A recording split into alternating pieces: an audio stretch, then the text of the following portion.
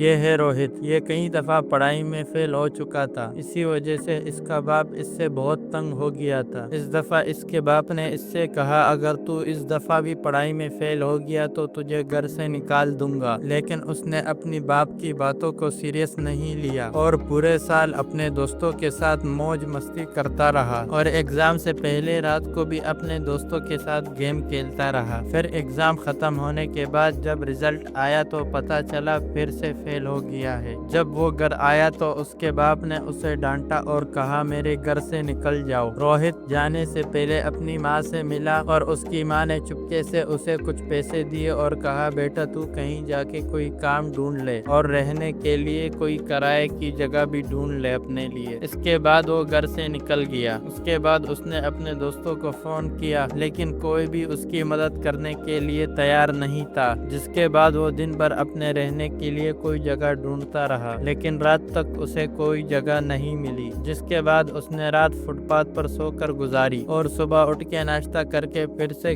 رہنے کے لیے گھر ڈھونڈنے لگا اور اسی طرح 2-3 دن گزر گئے لیکن کوئی بھی اسے گھر دینے کے لیے تیار نہیں تھا کیونکہ یہ اکیلا تھا، اسی لیے لوگ سمجھ رہے تھے یہ کوئی چور وغیرہ ہے۔ اب روہت کو پتا چل چکا تھا کہ دنیا میں مصیبت اور پریشانی کے وقت کوئی بھی کام نہیں آتا ہے اور اس کے پاس جو پیسے تھے وہ بھی آہستہ آہستہ خرچ ہو گئے کھانے پینے میں۔ اس کے بعد اس نے سوچا کیوں نہ پہلے اپنے لیے کوئی کام وغیرہ ڈھونڈ لوں، چونکہ اس کے پاس کوئی ڈگری وغیرہ نہیں تھی، اسی لیے کسی کمپنی میں آسانی سے نوکری نہیں ملے گی۔ یہ سوچ کر وہ چھوٹے ہوٹل اور ڈھابوں میں اپنے لیے نوکری ڈھونڈنے لگا۔ بہت ڈھونڈنے کے بعد اسے ویٹر کی ایک اچھی نوکری مل گئی اور وہاں رہنے کے لیے جگہ بھی تھی، لیکن یہ خوشی بس کچھ ہی مہینوں کی تھی۔ کچھ مہینوں تک روہت کام کرتا رہا، کچھ پیسے بھی اس نے سیو کر لیے۔ اس کے کچھ مہینوں بعد روہت کے پاس فون آتا ہے، جس کے بعد روہت کو پتا چلا کہ اس کا باپ اب اس دنیا میں نہیں رہا۔ روہت اپنے باپ کا سب سے بڑا بیٹا تھا، اسی لیے وہ فوراً اپنا حساب وغیرہ کر کے گھر کے لیے نکل گیا۔ اس کے گھر پہنچنے کے 4-5 دنوں بعد جب مہمان وغیرہ چلے گئے تو انہوں نے دیکھا کہ سارے پیسے ختم ہو گئے ہیں، بس کچھ ہی پیسے باقی ہیں۔ اب اس کے باپ کے گزرنے کے بعد گھر کی ساری ذمہ داریاں، خرچے وغیرہ روہت کو اٹھانے تھے اور اب اس کے پاس کوئی نوکری وغیرہ بھی نہیں تھی تو اسے خیال آیا کہ کیوں نہ موموز کا ٹھیلا لگا لوں، لیکن اس کے پاس پورے پیسے نہیں تھے، جس وجہ سے اس نے اپنے چاچا سے کچھ پیسے ادھار لیے۔ اس کے بعد اپنے چھوٹے بھائی کے ساتھ مل کر کام شروع کر لیا اور 1 سال میں اپنے چاچا کے پیسے واپس کر دیے، لیکن اس کی ایک بڑی بہن بھی تھی، اس کی بھی شادی کرانی تھی جس میں بہت خرچہ ہونا تھا۔ یہ ہے اس کہانی کا پارٹ 1۔ اگر اس ویڈیو پہ 5000 لائک آ گئے تو پارٹ 2 جلد ہی آئے گا۔ اگر آپ اس چینل پہ نئے آئے ہیں تو چینل کو سبسکرائب کریں اور ویڈیو کو لائک کریں۔ Thanks for watching.